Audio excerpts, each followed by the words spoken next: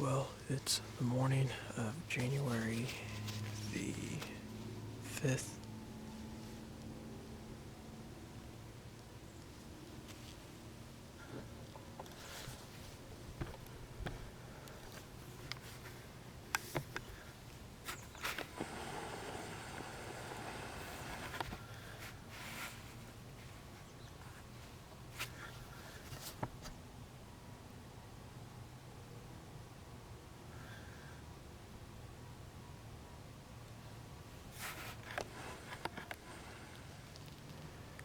Welcome back.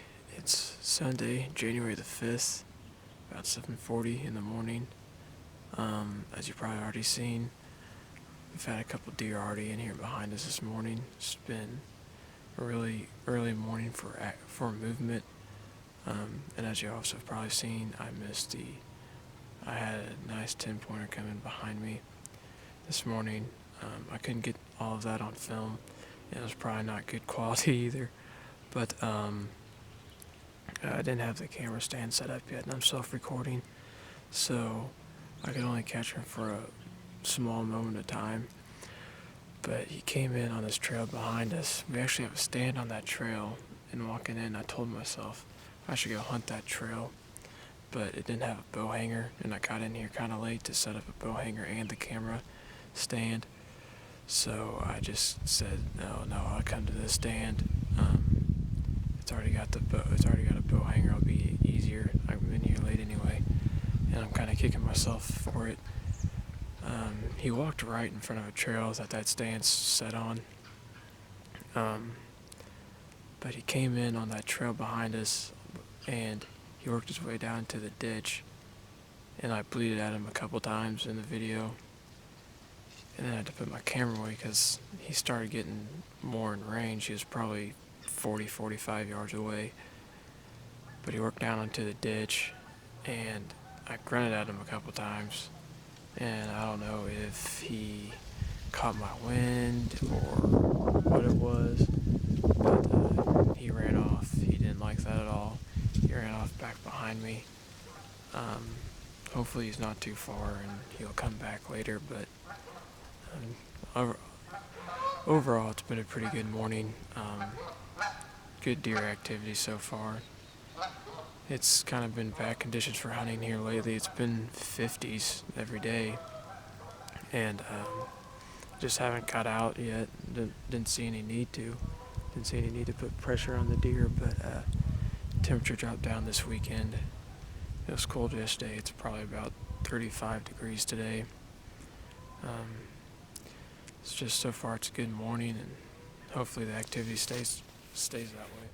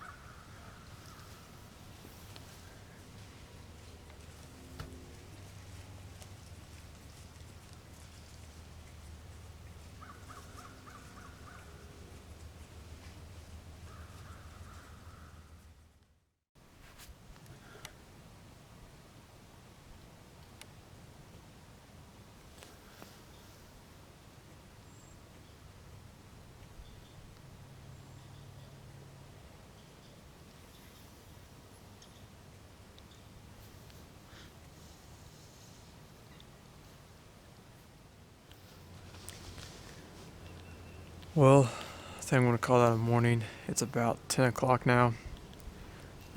Saw about 10 or 11 deer. Not quite sure how many. But as I talked about in my first interview, I saw that buck. I'm going to talk about that deer here for a little bit. So I got to the stand about 7 o'clock this morning. The sun was just barely peeking over the treetops. And there's a trail that runs back along this ridge here behind me. And it meets up with this trail that comes in front of me here that I'm facing. It comes out of the CRP piece on this ground that we hunt. There's an open CRP piece that we walk through that we kind of have a couple food plots in there, but the deer and turkey have about ate those up. And then we have the second CRP piece, but it's all grown up and has a bunch of other trees in it, and it's too thick to get a stand back in there, so we just left it, and the deer kind of use that for bedding a little bit. But this trail that runs behind, that runs across the ridge, that's the same one that goes in front of the stand on the ridge back there that we, from the first vlog. And the deer normally travel all the way across it, but sometimes they will veer off and go on a separate path. So we put a stand further back behind me here on this trail as it goes up and meets these cedars back here.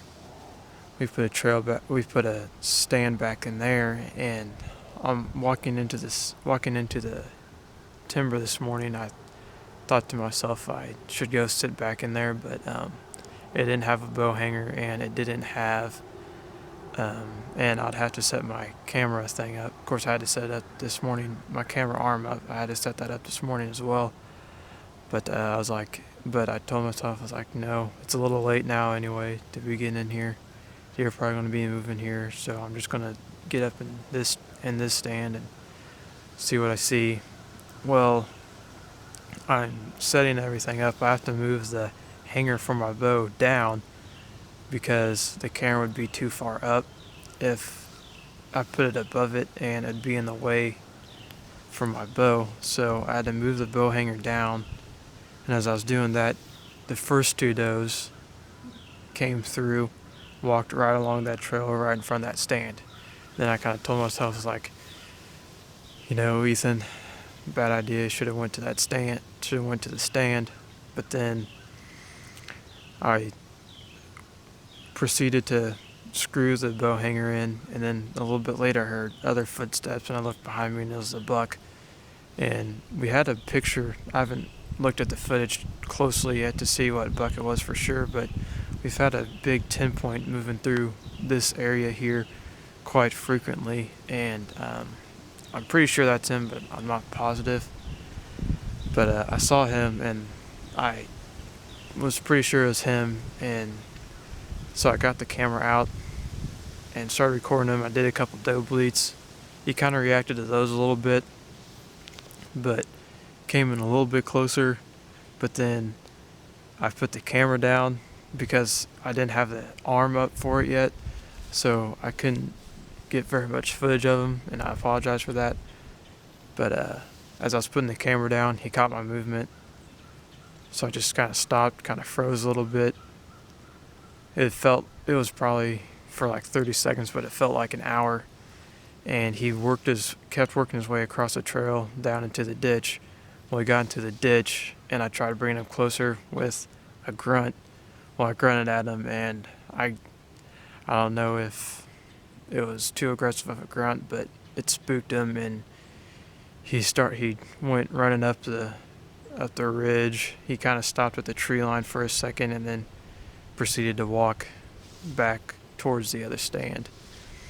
But kind of still feels bad that I missed that opportunity. Wish I would have went to the stand on the trail, but nothing I can do now. After that, there's 2 other does came through, and then I was doing an interview, and another little spike came after him, And then a group of 4 does came, but I couldn't get them on footage. They were back behind me, behind this tree. I couldn't get the camera arm swung around. But there's only about 10 days left of season. I don't know. I'll try to get out next weekend, but I don't know for sure. But I don't know if I'll get out tonight. But my battery's running low, so I gotta cut this short.